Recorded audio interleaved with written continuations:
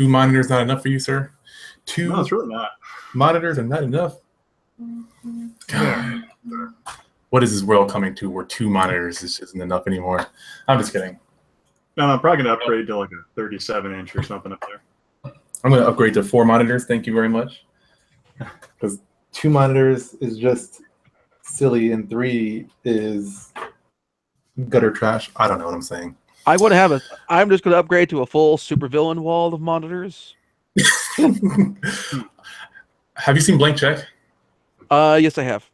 Do you remember that giant wall of monitors that he had right there? Yep. In that movie? That's what I'm going to have. But not going to be tubes. They're going to be flat screen, of course. Because that's terrible. I'm going to go full Thomas Jerome Newton.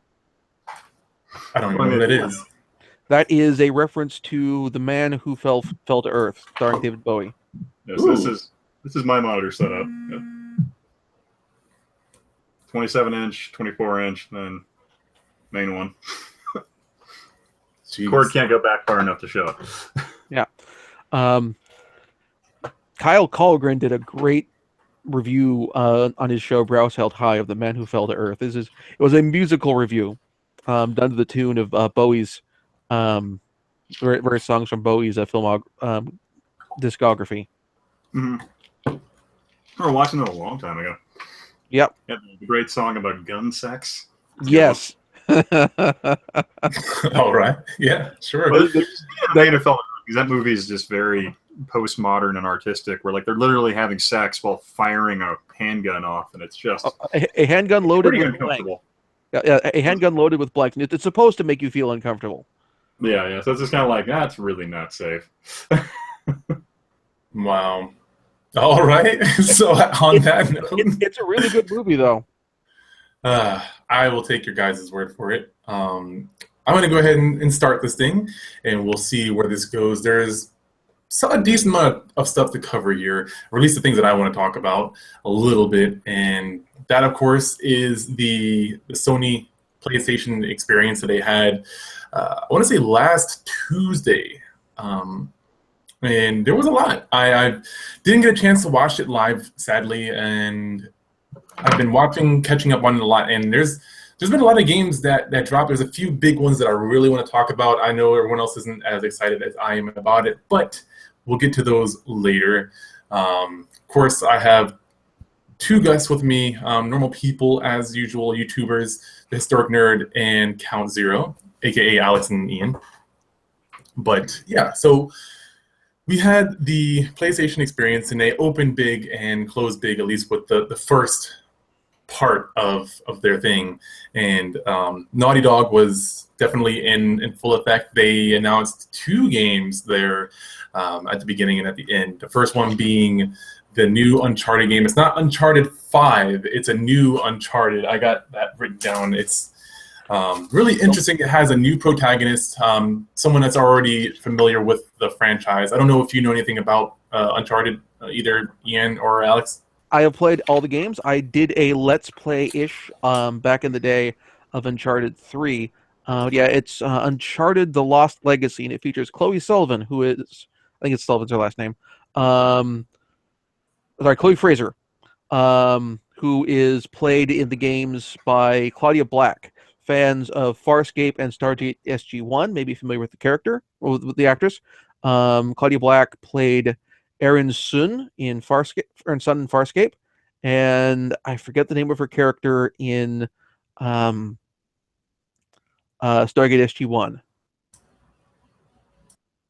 You got me. You're farther ahead than I am with that. I fell out of Stargate very early. But yeah, Uncharted Lost Legacy is the game, and it starts off very awesome. I recommend, if you have the chance to watch that demo that they did. It was they obviously tried to play very smart. It made me think of like the old school like Metal Gear, Halo days, where it was like you're trying to guess what's going on, and it definitely didn't.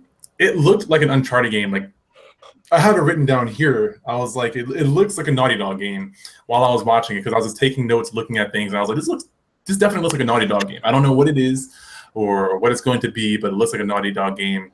And I haven't played since the third one. So I didn't know for sure who this character was after I took the mask off, but you hear the crowd go wild. And I just thought it was a really great presentation. Like the actual, I guess, PlayStation experience that game was a nice presentation, the way they kept you guessing until the very end, and you can hear the crowd go wild. And that's really cool. I've talked about different events and things like that, but the event specifically, just being able to be there and hearing the crowd go wild and everyone being super happy, I don't know, that was really awesome to watch. Chloe, from what I've heard, does not appear in Uncharted 4. So if you haven't played Uncharted 4, you didn't miss the character from there. But yeah, Chloe's a character who I liked a lot. I enjoy Claudia Black's work in pretty much everything I've seen her in Farscape, in Stargate. She was in part of Pitch Black, and she was great in that. And so I heard about this, so was Chloe. I thought that was great. Do you want to also talk about the other Naughty Dog announcement while we're here? While we're talking about Naughty Dog? Might as well. Yeah, that's what I was thinking exactly. Which, if you guys don't know, that's Last of Us. And that game was very popular when it first came out. It's been popular for a long time. They re-released it, I believe, on PS4. And it's just an overall great game. And they had a really... I love their trailers. I love their presentation. Like, for me, I find a lot of excitement just watching the trailer and hearing the crowd go wild. I don't know why that is for me, but it's just kind of an interesting hype factor.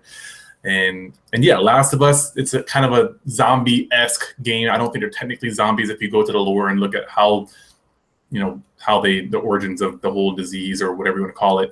But yeah, so the main two characters, is it Ellie and what was the main character, the guy's name?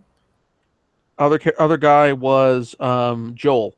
Joel, thank you. Yeah, and it looks like you might be primarily playing as Ellie this time rather than the other way around.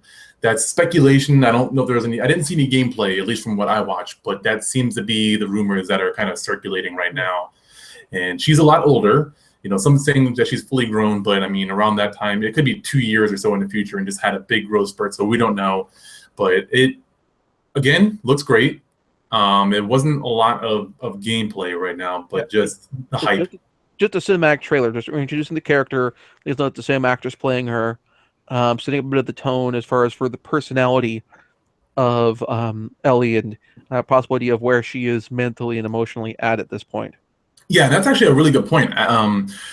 You could really get a lot from the trailer, even though there wasn't too much. So in case you haven't seen the trailer, just a quick review is it starts off with her in this beat up area. It gives you this really great backdrop of this all this grass, and that's, you don't know what's going on, and then it shoots back and you see grass growing over buildings and cars and stuff like that, and then you see her in this building picking up a guitar. She's all bloody and trembling. Before she even picks up the guitar, she's like doing stretches, maybe a warm-up exercise, but she just so kind of nonchalantly starts playing a song on a guitar and then singing it.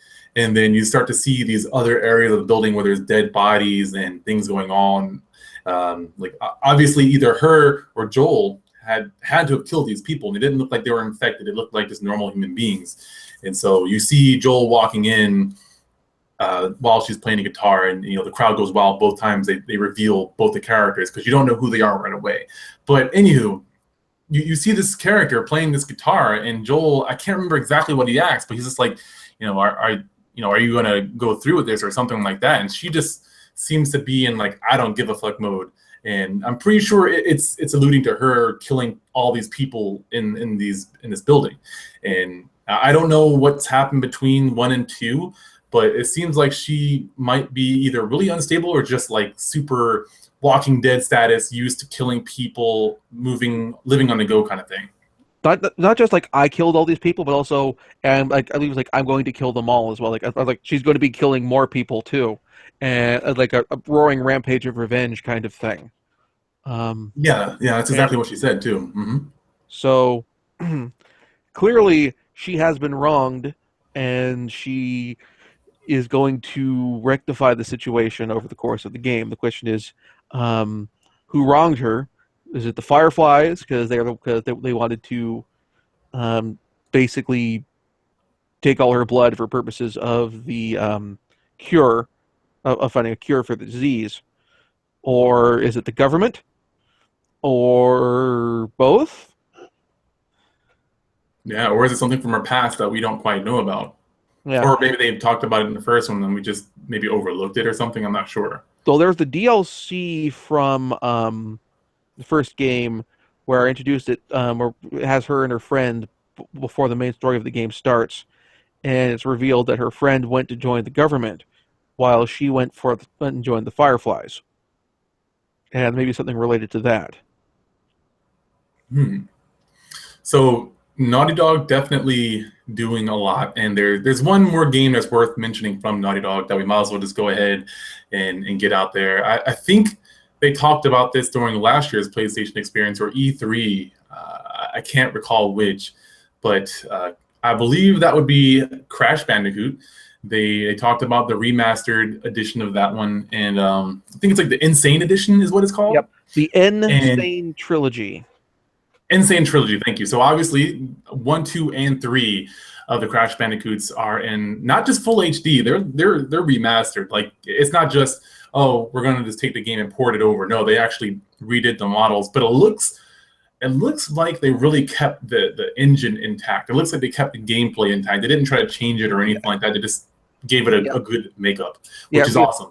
I was looking at it compared to like the PS1 classics on the PS4, like the Wild Arms games, like Final Fantasy VII. This looks a lot like they rebuilt the engine from the ground up, but retained the fundamental gameplay style of the first 3 games. Very linear level design with a very, very tight movement, almost like a 2D, like a straight 2D platformer, but just the camera turned 90 degrees, like you got for the original Crash Bandicoot games. Yeah, and I kind of want to play devil's advocate, kind of against myself here, because part of me is really happy to see that a whole new generation gets to enjoy this game without having to suffer the graphical issues of the game. But I kind of also want to bring up people that talk about, and I don't agree with this, but it's a point of view I want to bring up, where people talk about, you know, kind of getting a cash grab and just porting over these old games instead of making a new one. And I want to ask both of you guys this: like, do you think that this is just Naughty Dog trying to get an extra buck by just re-releasing a game with just, you know, prettier graphics? From what it looks like, they're putting way too much work in it for it just to be a cheap, quick cash grab. It's not like just doing like an up-res PS1 Classics thing, like with the existing release of Final Fantasy VII, where it's a sort of ported over from the up-res PC version of Final Fantasy VII. It's clear they've completely rebuilt the engine. They're going for something that looks really good in 1080p with models that look good in 1080p, and with the exact same model of gameplay. And that's actually where I start getting on the fence, because for like the 2.5D style of gameplay platforming, like what you got in, for example, oh gosh, what was that? What was that Namco platformer from around the same time where you're like jumping up and picking up characters and then throwing them and like using them to boost boost jumps and that sort of thing? Klonoa. Oh yeah, okay. Yeah, it's not a Klonoa style platformer where the fundamental gameplay mechanics work well enough that they just stand alone just fine. It felt like, it reminded me a lot of what people were doing when they were early figuring out, okay, how do you do a platformer in 3D, where on the one hand you had Nintendo and Super Mario 64 where they nail it right off the bat for how you handle camera control and that sort of thing, but because they had the analog stick and that sort of stuff and the C buttons. But on the other hand, with Crash Bandicoot, that was, well, we don't have the same level of camera control, so we're going to give the sense to make this clearly 3D, rotate the camera 90 degrees, which for me never quite worked as well as from a platforming perspective. Well, that kind of came from the fact that when the two guys that made Crash Bandicoot initially had the idea, they built the game around the idea. They literally called it Sonic's ass. That was the idea they wanted. They wanted something that was really fast-paced and directly behind the character, because they initially cut their teeth by coding for the 3DO. So they had coded before in 32-bit environments, but it wasn't like as powerful or as 3D friendly as the PlayStation would eventually be. So like a lot of the stuff they did for Crash Bandicoot was pretty intriguing in the sense that they were making a game that was limited to the architecture they were used to with the 3DO, but were expanding it to the PlayStation, because initially the PlayStation didn't have the analog sticks when they started. So it was just the D-pad that was on the controller that came with the system port, or initially. So it was kind of built around that kind of a concept, because they didn't introduce the double analog stick till like what, 2 years into the system's life? Yeah, like the DualShock 1 yeah, or whatever. Yes, so that like you said, that option wasn't really available, but it would be intriguing because like the stuff they did to actually make Crash Bandicoot work, because Crash Bandicoot at that point was actually like 4 times prettier than pretty much any other game on the PlayStation, and that was because the PlayStation's base design would only allow like the game to access the CD for visual resources, like I think it was like 20 times a second or something around those lines, so that way it wouldn't wear out the motor. And they went like overboard with the amount, like, because they actually went and hacked their dev kit to where they could get the system to access the CD for resources. Like it was like 180,000 times a minute or something along those rounds, because they just wanted those resources available. And Sony freaked the hell out on them, because they're like, no, you can't have a game do that. You're going to burn out the console in the first playthrough. So it's really intriguing. So the engineers kind of figured that one out, but I wouldn't say it's a cash grab at all, in the sense that pretty much anyone who ever played Crash Bandicoot has been begging Naughty Dog for a new version of it for a decade now. So it doesn't surprise me. I don't think it's any type of cash grab. I think they just want to go back to their roots and make something fun. Yeah. I have to agree. It's a point of view. I feel like that's kind of my inner Jared talking, because he seems to be bitchy about like remasters and stuff like that. Depending on the game, hopefully he'll see this and he'll yell at me later on. But it's really interesting because there's a lot of remasters happening right now, and one of them was actually we actually had 2 announced during the keynote. Yeah, 3, Windjammers. actually. Windjammers, Yakuza Remastered, under the title of, actually 4, Yakuza Kiwami. We had Ultimate Marvel vs. Capcom 3, and we had, Tavian is pumped, and and we had Ys Origins. Yeah, and was that a Game Boy Advance game originally? No, Ys was a PSP. PSP. PSP, yeah, PSP and PC. It was on PC for a while. It's still on sale right now on GOG. If you, and it's on also getting released for PS4 and Vita. Like, speaking of which, without getting too far off topic, Sony like saying, "Hey, Vita's not dead." Coming out on stage, waving the Vita around. See, Vita, not dead. Totally having games coming out for it. I caught that. Platform play, but still totally games coming out for Vita. Please buy some of the Vitas that we have in the warehouse. Yeah, I don't want to go up too far topic either, but I caught that. The guy was like super over enthusiastic. He had his bright blue Vita in his hand, talking about it's awesome on the Vita. Yeah, it wasn't. I mean, I have a Vita. It's not bad. I don't know what it is about the Vita, but it's just lack of support from Sony. Well. But yeah. So with all the reboots or remasters coming out, it makes me excited because it feels like, I mean, we already know there's a whole new generation of gamers. There's kids who are growing up, with like the Xbox 360 being their first console and stuff like that. So it's retro now. it's interesting seeing all these old games being remastered or being brought back so that they can actually play it and be like, hey, I can sit down with my son and my daughter one day and be like, hey, these are the games that I played, but now they're remastered for you.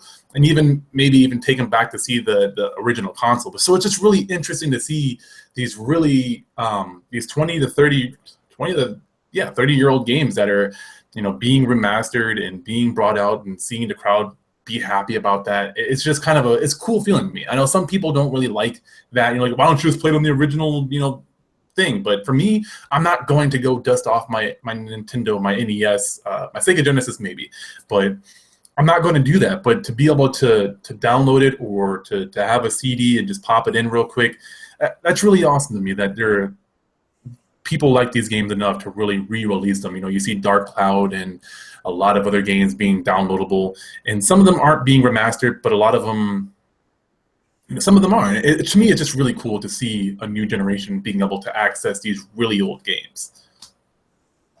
So, yep. On that note, there's a lot of other smaller things I kind of just want to get out of the way. Maybe you guys have some thoughts on it, but I'll mention them. I think I'm the only person here that plays Destiny, but just so you guys know, Destiny, the Harrowing, or the Dawning, excuse me. The Dawning is like a free event they do. So they brought back the Sparrow Racing, which is really awesome. But just keep in mind, you do need to have the newest DLC, The Rise of Iron, to be able to play it. But so Xbox 360 and PS3 players are out? Correct. Yeah, I believe so. I don't even know if that's still a thing anymore. Not to sound like uptight or like hipsterish about it, but I mean I don't hook those up really anymore, or play them online at least. But yeah, I don't think that they have support for that. It's PS4 and Xbox One.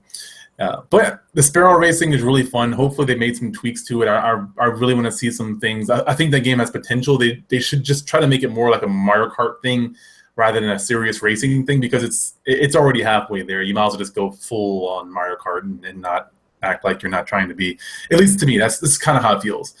They also brought strike scoring, and I don't know if they went into more depth about that afterwards, but I think it's kind of like when the early stages of WoW, when you actually had these plugins and add-ons where you could see your score versus your teammates and stuff like that, which is kind of cool. So it gives you something to kind of incentivize you to do even better, to do more work rather than just being pulled along by your more powerful teammates.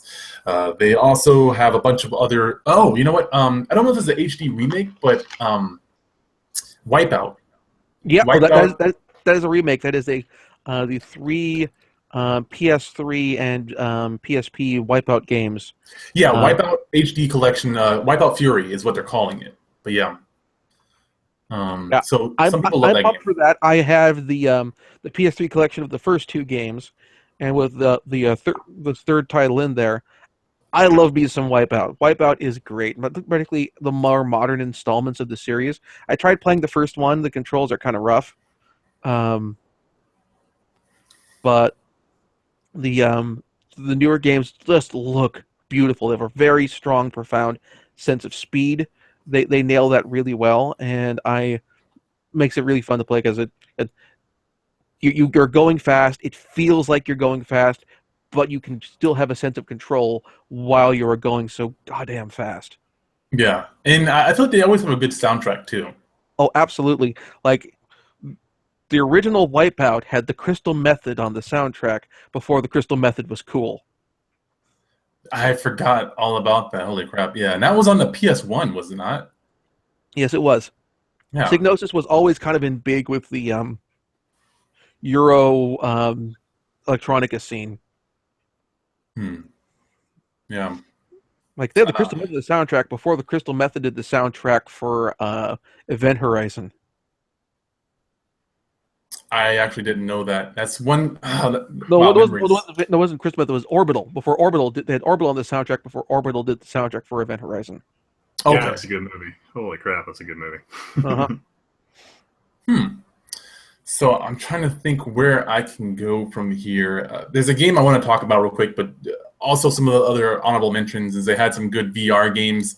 I don't have the VR yet, so I'm keeping an eye on it, but at the same time, I'm just hoping for better games to come out. I think the technology is there. It's great. We finally hit a era in our time where VR is viable and great, but we just need to have better developers. So developers make some games for the VR to keep it going. Games for VR, one game they did show off there, they didn't show the VR portion of it off, but they did show a bit off that caught my interest and can be pumped, is Ace Combat 7. Yeah, why didn't they show footage for that? No, they did show footage, but not the VR version of it. Right, yeah. I think the main focus is more kind of a story cutscene trailer, because they're going back to the world from like the main series of games, because Assault Horizon or whatever, they did it kind of in a 50 Minutes of the Future version of our world. But this one, they're going it back to this sort of science fiction fantasy world kind of thing where you have like F-16s and F-18 fighters and MiGs and that sort of thing, as well as a few like, Future Real, I believe, is what the name of the world is called in the sort of canon. So to a time when other countries even stood a chance against the United States in the air. Well, they've got French fighters, they have Russian fighters, they have fighters they've made up, but this is also a world where, like, I remember from one of the PS2 games where, like, there's a mission where you are having to fly through a cannon to avoid fire from a giant laser death ray from this one town that you're trying. You say a cannon or a canyon? So you're flying down the canyon. Gotcha. Sorry, at least a cannon. I'm like, wait, you're flying? What? Well, there's also a game where you have to fly down the barrel of a massive cannon to fire missiles at the main mechanism of it, and then fly back out before it fires again. Like they put in some really weird stuff in those games. That is so Japanese. Yeah, I thought you did say canon too. I was a little confused there. Yeah, I was like, what? Like it is not quite as, I mean, when I think super Japanese and anime and fighter planes, I think Area 88, but it's actually weirder and more over the top than that. In fact, Assault Horizon, which is the American-made Ace Combat game, is the one that gets closer to Area 88 in terms of just sheer level of grit to the game. With like you missile a plane and you see a guy ejecting or perhaps not ejecting, and just the pilot getting blown out of the plane, and oil and debris and all sorts of other stuff, and much more visceral and as close as you can get to gory for mechanisms blowing up. If you've seen the original Area 88 OVAs, they get this absurd level of mechanical porn detail of what goes flying out of a fighter plane when you blow it up. Now, correct me if I'm wrong, but Ace Combat is a Konami game, right? No, that is Namco Bandai. Yeah, is it? That's Namco Bandai. Okay.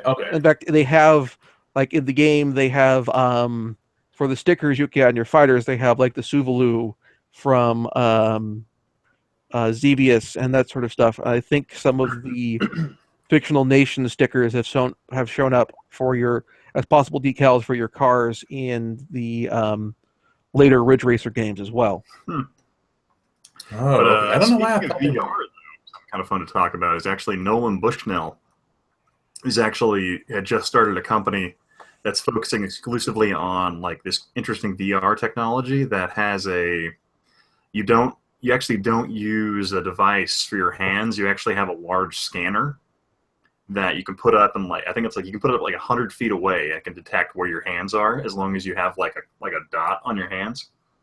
And I guess his plan is he wants to set up gigantic VR arcades. Is what Nolan Bushnell wants to do. That's the founder of Atari.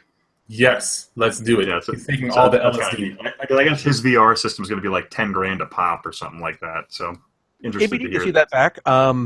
Instead of the Mech Warrior centers having the G Gundam centers.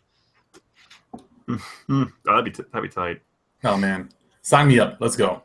I'm not paying attention. I hated G Gundam. Never mind.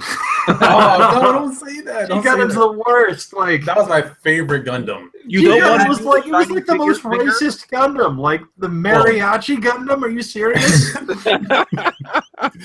the Gundam mariachi. Thank you very much. This is the time when, like, of all the times for Antonio not to be here. That was just the worst. I think I just love, like, I don't know what it is, but I love like arena fighting for whatever reason. Like the storyline wasn't super great, but it just was straight to the point. It was straight to the point. It wasn't a bunch of like space. Yeah, it's super great. Yeah, I'd see like G Gundam. No, not G Gundam. Gundam Wing was like a space opera to me. Like it was a space soap opera, I should say. It was just so much romance and bromance going on that I lost interest in the game or in the movie series. series and the movie. Yeah, How can we live in a came world without war? I came into Gundam and anime with Gundam Wing without getting too far off topic, because I know we're going to get a Gundam game for some more Gundam games for the PS4. They didn't announce them, but like I came into Gundam Wing and I recognized the stupidity of the story. Considering that Gundam Wing was the series which really pushed Gundam's fan base, got a lot more women into Gundam because of the attractive male characters, I have come to jokingly refer to Gundam Wing as Mobile Suit Gundam Boy Band. Because seriously, you have the bad boy, you have the pretty boy, you have they're all pretty boys, but you have the bad. They all fit the archetypes, the boy band archetypes. You have the sensitive boy. Was that really the marketing idea behind that, to get more women involved in Gundam? I think, or is that just what you've observed? I think that it wasn't deliberately as much then, but they certainly played into it. But they observed it as the show was starting off, and they made steps during the show to acknowledge that with a bit more stuff for Relina Peacecraft, a bit more male and Fujoshi bait pandering, basically. Mm-hmm. Particularly when we're getting to Quatre and Trace. Not Trace. Troa. Quatre and Troa. No, the got boy the hair. with the swoop. Yeah, the swoop across half his face. Yeah. The one thing I always thought was so funny about Gundam Wing was like the one kid who had the Sand Gundam. Oh yeah, that's Quatre. Oh, heavy arms. Like, what is going on here? Oh yeah, heavy arms. No, Quatre had Sandrock. Yeah, Sandrock. Sandrock. Okay. Yeah, heavy arms was the circus performer, the Chinese guy, right? No. The Chinese guy had a different one. Heavy arms was Quatre, swoop haircut. Oh, that guy. Yeah. Yeah. Yeah. I haven't watched Gundam Wing in probably, oh my god, maybe like it's been a few 14 years. Yeah, it's been out of print for a while, which doesn't really help. Right Stuff's been putting a lot of Gundam out. They haven't gotten around to Gundam Wing yet. They got Turn A Gundam out, and I finished watching that recently. I should do a video on that. I was always a bigger fan of Robotech, to be honest. But Robotech, I love that game. Robotech went so off the rails towards the end of its run. Well, part of it is you're taking three disparate shows, jamming them together in order to meet the syndication requirements, while also trying to give a coherent, linear, serialized narrative. Which, if you're familiar with syndication and how syndication works, serialized narratives and syndication do not work well together. Because the whole point of syndication is you can play any episode at any time, anywhere. At any time. Yeah. But oh man, it's like then like you watched like the movie that came out in like 2008, like Robotech Shadow Complex. Shadow Chronicles. No, Shadow Chronicles. Okay. So but I'm not. I've been kind of staying out of Robotech, of the U.S. Robotech side of things for a while. I have some objections with how they do business, how Harmony Gold does business. So, by way of explanation, to start off the bat, when Harmony Gold started putting out Robotech in the United States, one of the things they did is they got almost a worldwide, except for Japan, trademark on the word Macross, which we lost Doko and Big West and all of them can keep making Macross shows in Japan, and we've got some really great Macross shows. Macross Frontier, for example. When it comes to releasing Macross outside the United States, any Macross that come out cannot come out without the grace of Harmony Gold. And Harmony Gold is exceptionally litigious on anything that remotely resembles Macross. And like the Veritex. For example, when Hasbro put out a limited edition Transformer figure that was a F-16 fighter jet that transformed into a giant robot for Comic-Con, San Diego Comic-Con. Harmony Gold sued them because they felt it was too close to the Valkyrie from original Macross. What? F-16's Yes, not even the same flight model. F-16 or F-14, but still. But basically, the fighter that the Valkyries from Macross were initially modeled after. But still, they are so litigious out of this that they are taking on a company that is bigger, has a better funded legal department than they are, for a case that is that is very frivolous. And they're going to take on Hasbro. I hope they get destroyed. I hope they get destroyed too, because what this has led to is, for example, Bandai Namco and Banpresto. They do the Super Robot Wars games, which are an excellent series of games. They're really fun, but they have been limited to only releasing the core games in the series inside Japan, in Japanese. They cannot release them in any English language materials, not even like for Hong Kong or Malaysia or that sort of thing, like what they've done with Gundam Breaker, for example, because of the Macross patent, because most of those games include Macross titles, Macross Frontier, Macross 7, Macross Plus. I have no idea how Macross Plus and Macross 2 made it out in the United States at all. But somehow, like, a deal was worked out for those. But anyway, so because of this thing, we're only recently getting a the next big Super Robot Wars game. We're getting it in English. It's getting an English translated release. It's not a great translation, but we're getting an English translated release for it because there are no Macross titles in it. That's the only reason that's happening. So this is completely unrelated, but this is bugging me. All I can see is the hair and the first word C, but is that a Cowboy Bebop shirt that you're wearing? Yes, it is. Okay, nailed it. See you in Space Cowboy.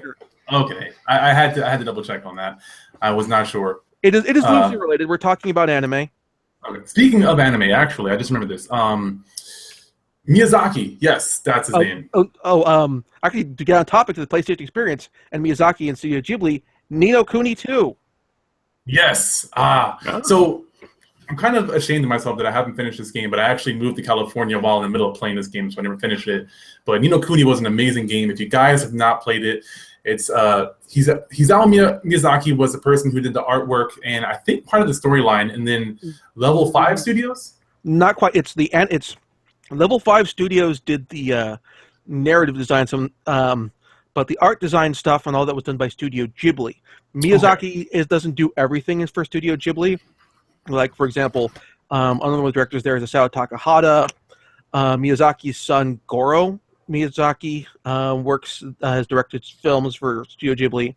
But Ghibli has, for more or less, developed a house style that is very much an emulation of Miyazaki's work. Like, if you watch something like The Cat Returns, which is a Studio Ghibli film, and it's not directed by Takahata, because Takahata puts more of his own stamp on stuff. Like, for example, Tale of Princess Kaguya. But The Cat Returns, it looks like it's directed by Miyazaki. It looks like it has character designs by Miyazaki, even though Miyazaki didn't direct it. I think he did do some animation direction stuff on it, but it wasn't his film. He was, and it's the same. So,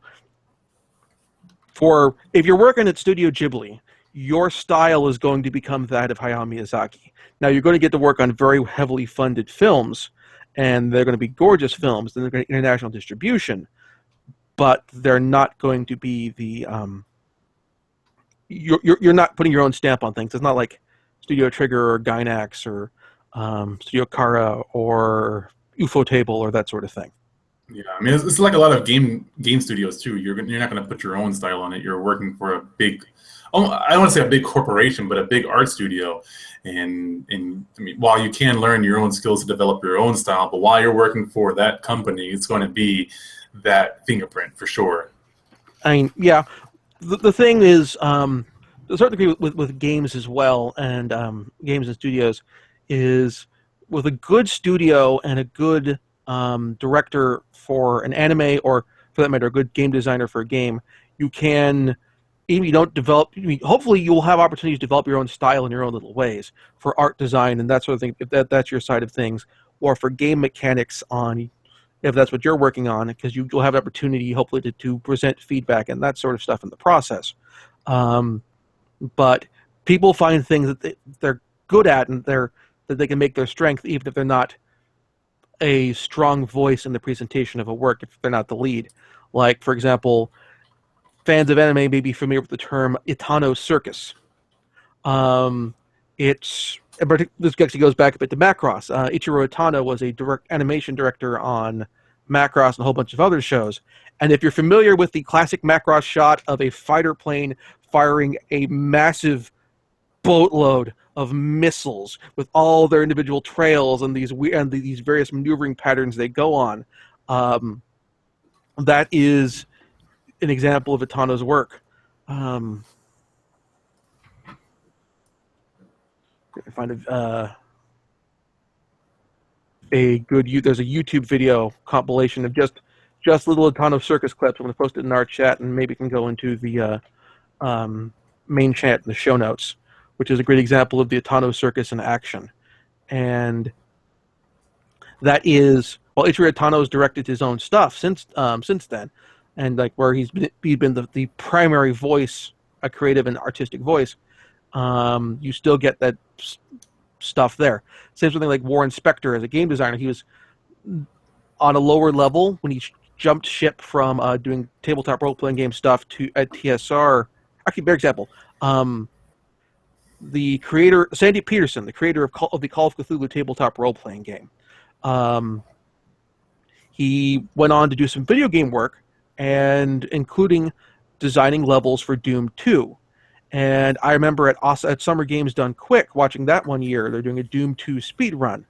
And one of the things I observed when they were getting to Sandy Peterson's levels is they could tell on site what levels he designed because of the way that he designed them. And while it's still Doom, and Doom plays like Doom, and certainly Sandy Peterson didn't change the tone of the game or how the game played for the levels he worked on. He managed to put his own little voice in there in its own way, and hopefully game designers, probably less so for AAA publishers than indie designers, give developers a chance to give experienced developers a chance to develop that voice so that they can take leads on games in the future. Sounds muy bueno to me. So we're running short on time, so I got to talk about these two games, well, technically three games real quick. And the first one, just to get it out of the way, has the least amount of information, which is Street Fighter V. If you've played this game, just so you know, a character has been announced. There's 6 characters kind of announced, but they announced Akuma is going to be in this game, and people were pretty pumped about that. They announced that. There's also the Capcom Cup that happened during the same time, which if you watch fighting games, if you follow Street Fighter V, awesome tournament, Knuckle Dew. It was an America versus America fight. I know probably to a lot of people this doesn't make any sense, but basically Capcom Cup is a big gauntlet of fighting game tournaments that take place, and all the countries represent their nations. And for the first time, there was 2 American players. It was actually, and I don't want to categorize this player as this, but there was a player who happens to be transgender named Ricky Ortiz, who's a very great player, versus another character named Knuckle Dew, or another player named Knuckle Dew, and they fought for the Capcom Cup, and Knuckle Dew wound up winning. He's a Mika and a Guile player. He won, very awesome. But that's just a side note. Akuma is going to be in the game, and he looks badass. He looks like a crossbreed between Necalli and a lion. But let's be fair, Akuma always looks badass. He does, but they have his original outfit, of course, which is good, but they also have like this new weird lion's mane thing going on that he's got. I'm sure they'll explain that in the storyline or make it even more convoluted, but it's just really awesome. They also announced the season pass, season 2 DLC, and they're going to have 5 new characters. Supposedly, they're all going to be new characters to the storyline. Nothing. Now, there might be some crossover characters. That's just my speculation. At least one of them, I think, is going to be a crossover character. But there's supposed to be new characters to the Street Fighter universe. Anywho, they also dropped some other bombs. They had the new Marvel vs. Capcom Infinite coming out in 2017. And on that same note, and I'll get to that in a second, but they also said that same day, this is already out, in case you guys are behind for whatever reason, Marvel vs. Capcom, Ultimate Marvel vs. Capcom 3 was released that same night on Tuesday. So you can get Ultimate Marvel vs. Capcom 3 right now on your PS4, which is so awesome. It's $25, I believe. It's such a great game. That game really got me into fighting games. Also, I'm very, I want to say, like, emotionally tied to that game because I'll keep the story short, but essentially, I really learned how to lose weight while playing that game. I took philosophies from learning the game to losing weight, and I lost over 100 pounds while practicing this game and really getting good at it. So for me, that game has a really near and dear place to my heart. And they also announced, and everyone thought that MVC was in basically development hell because of Disney owning Marvel and then Fox also owning the likenesses of the X-Men characters, and there's been so many rumors going on with this game. So right now, all we have is Mega Man X. We have, of course, Ryu. We have Captain Marvel, the girl Captain Marvel, and then we also have Iron Man in the trailer. There's been a lot of rumors, like Ant-Man's been rumored, Groot's been rumored. There's a slightly expanded trailer which has Captain America and Morgan. Yeah. So Morgan's in every MVC game because we're not going to get a new Darkstalkers game. Yeah, and then Captain America is the same way. I think he's been in almost all of them, I want to say. Yep. Even a couple other ones I can't think of. But also they have the Infinity Stones, which means they probably are trying to tie into the whole Avengers. I don't see why. I mean, it's a smart play. It's also 2v2 instead of 3v3 like the last two were. And there's no assists, as I know right now. I know, again, a lot of people aren't going to get what this means, but essentially you can't tag in a character to help you. You can swap out with them, but they can't do an attack and then go back. If you're familiar with the King of Fighters series, it's like the Strikers from King of Fighters. The thing I heard pointed out is also with the going 2v2 and including the gyms, this is actually kind of similar to Capcom's Marvel Superheroes War of the Gems fighting game from back in the day. Yes. Which I remember from the arcades. And so in a weird way, it's mechanically going back to where the series came from. Yeah, it's man, I'm super pumped about this. I'm not getting UMVC3 right now because I just want to practice Street Fighter for a tournament in January. I don't want to have any excuses for not doing as good, but man, like, people are pumped about this. Like, I mean, I'm just thinking about this and I'm getting excited and I want to play this game. And if you haven't played this game, at least check it out, watch trailers, get the game on PS4. The rumor I've heard they'll be doing is if they're not doing the X-Men characters, they might be moving some of the Inhumans in to take the place of some of the X-Men characers. Yeah, there's rumors. The same person. Such a dumb concept. I'm sorry. Well, I mean, the humans have been around in the Marvel comics before the mutants were, but anyway, the rumor I've heard in particular, they're still really lame. I'm just gonna say that. Well, the rumor I've heard in particular is a character that might play into this, as far as first one that might include is, the film is, the game is MCU somewhat focused. The character that they might include is Kamala Khan, Miss Marvel, particularly because her power set is growth and limb extension based. So it's possibly a bit of Dulcim, and also a bit of what's the guy from Darkstalkers who can grow big, who can be normal size but then grow himself big? Or am I thinking of somebody Apache from Chief? what? Apache Chief? No. That's Super Friends. Sorry, my bad. Yep. From Darkstalkers, I might be thinking of somebody from King of Fighters instead, because I think Tung Fu Ru had to boost himself up in size with this battle aura thing to as an anti-air, and I could see them possibly doing something like that with Kamala Khan, because her Super Skull. Super Skull, because her ability is stretch and grow huge, basically, or shrink. And there's been rumors now that are circulating that either the X-Men or the Fantastic Four characters may be in this game. The same person who leaked this information about the game even being out is also leaking now that there are X-Men characters confirmed. So I can't guarantee that one way or the other, but we might see that. And there seems to be a lot of things going on. I don't know how much pull Capcom has, but I just want to say, Disney, thank you for being awesome, or whoever worked this deal made in heaven. This is fantastic to me, and I think this is going to, I don't want to say revitalize, because the FGC, the fighting game community, has already been growing and getting more and more traction, especially with ESPN and EVO. But this is like, this game is definitely the fighting spirit of the FGC, in my opinion. There's tons of fighting games, but Marvel vs. Capcom is just like, it's the hypest game. Even if you don't play the game, it's just so much fun to watch it. And it's just, I'm excited about it. I think a lot of people, like, if you watch, there's memes online of people just going, yeah, wow, like, it's great. I'm happy for them. I'm happy for myself. And I'm happy for people who get a chance to get into this game, because I think it's a little easier in some ways, or a little more fun than Street Fighter is. I like Street Fighter. I love Street Fighter.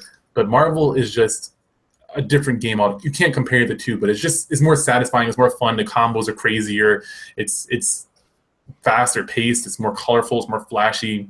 There's more characters, and there's more familiar characters. So it has a little bit of something for everybody. And I think Infinite, while the opening trailer, in my opinion, the animations looked a little stiff, I hope that this game is going to be really good. I think Capcom has some good people in their team. They have actual pro players on their roster now to help them develop these games. So I think it's going to be a good game, gameplay-wise. Okay. I think also, I don't know if mentioned, somebody might have overheard it or misheard it. The boss for the game from the trailer appears to be either, the speculation I've heard is a combination of Ultron and Sigma. Okay. I was thinking the dude from the Ninja Turtles with the little thing in his belly. That's what I was thinking. Krang. Sadly, that's owned by Nickelodeon, not by. You get Ninja Turtles versus Marvel versus Street Fighter versus Capcom versus SNK. Well, currently the Turtles have been crossing over with DC, so I think that could happen. They may show up in Injustice, though. Wait, why? Wait, the Ninja Turtles will cross over with DC, but they're technically in the same universe as Daredevil, though. That's kind of weird. Yeah, that is kind of weird. Because the Turtles' origin story are that they were Daredevil's pets. Yeah, that's the funny part. Matt Murdock's pets. What? Yes. You never heard that? Like in the very first issue of Teenage Ninja Turtles, put out by Eastman and Laird, we see the origin story of the Turtles, and we see a kid who is clearly meant to be Matt Murdock, going across the street, stopping to help save an old man from being hit by a runaway truck full of radioactive materials. And two canisters bounce out. One breaks and splashes the kid in the eyes. The other one rolls down the same sewer drain that the turtles end up getting knocked down. Wow, mind blown. It's definitely so, because the ninja rivals of Daredevil are the hand. Oh, so they fight the foot. Huh. Interesting. And the other thing is, if you read the first issue of the first few issues of the Teenage Mutant Ninja Turtles comic by Eastman and Laird, first few issues, the narrative voice that they use, like for narration and that sort of thing, is very heavily inspired by the narrative voice used by Frank Miller in his run on Daredevil. You learn something new every day here at the Console Explosion. That's crazy. Wow. Also, you have to include the Power Rangers in if you're going to do that, because they did a crossover with the Power Rangers in space. Yeah.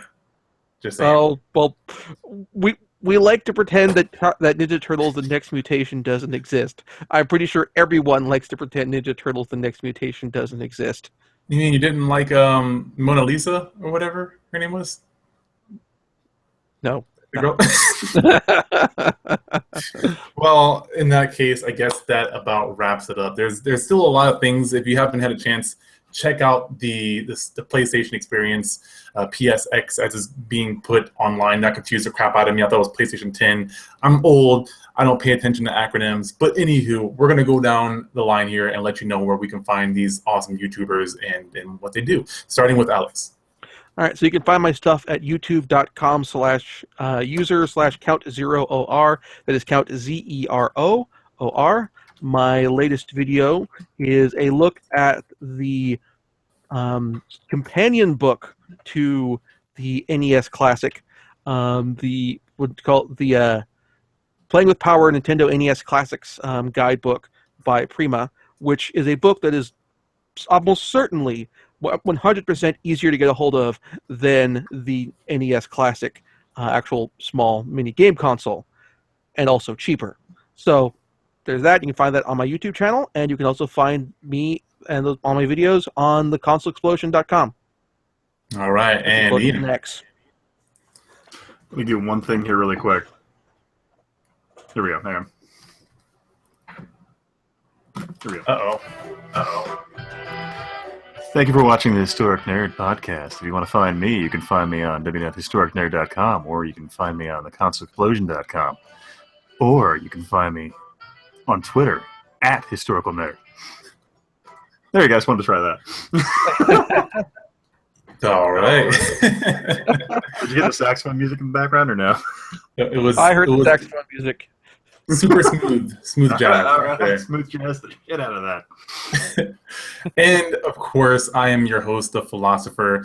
You can find me on Facebook.com/Philosopher, Twitter at The Philosopher, and YouTube.com/The Philosopher. And I actually have 2 videos on the way. I interviewed an author who helped with learning Street Fighter. Very great book called Geef's Gym. I highly recommend it. Also have another series coming out called PvP, which is Philosopher's Video Game Principles, helping you to learn principles to help you learn in real life and in fighting games. Please tell me that author has a chapter dedicated to just smashing A as Blanca to piss off your brother. If Blanca was in the new one, then yes, there would be. He's not? What? Not yet anyway. That is criminal. I know. It's sad. But of course, as Ian said, and as Alex said, you can also find us and all of the other YouTubers on theconsoleexplosion.com. And I have a question for you guys before we head out. That question is, what did you guys get most excited for with the Sony PlayStation experience? Let us know in the comments down below. If you want to get updates and see all the videos that we upload every week, you can subscribe, hit that button in order to get updates. And if you like this video, like it, and of course, share wherever you share. But as always, I'm The Philosopher. Thank you guys so much for sharing, and I'll see you in the next one. Bye-bye.